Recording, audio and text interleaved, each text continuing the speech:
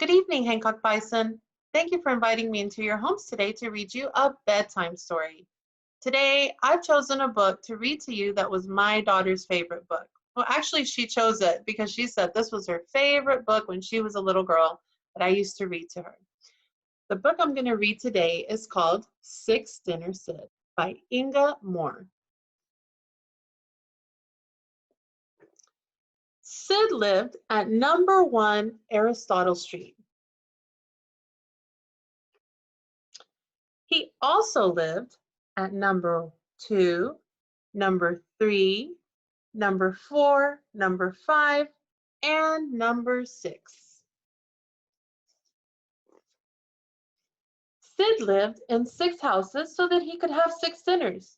Each night, he would slip out of number 1, where he might have had some chicken, into number 2 for fish, on to number 3 for lamb, liver at number 4, fish again at number 5, ending at number 6 with beef and kidney stew. Since the neighbors did not talk to each other on Aristotle Street, they did not know what Sid was up to.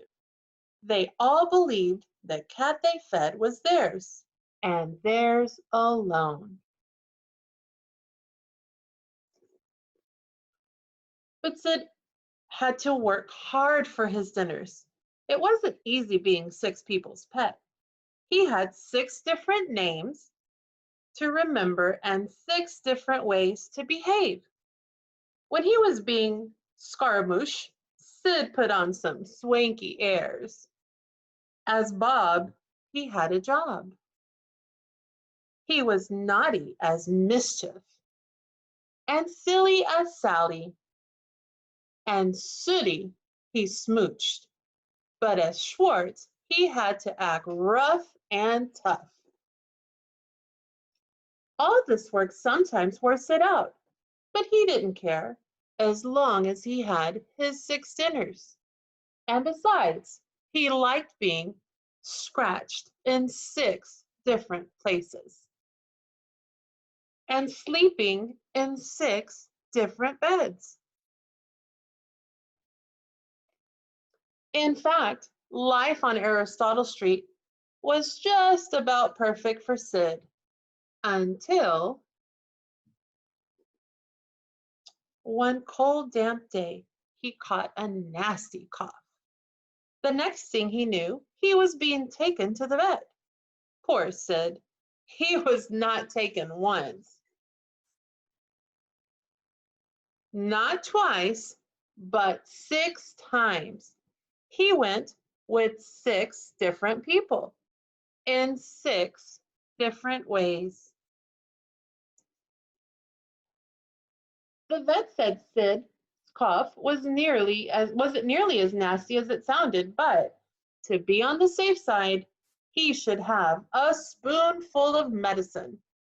Of course, Sid didn't have just one spoonful of medicine. He had 6. Look at him coughing over there.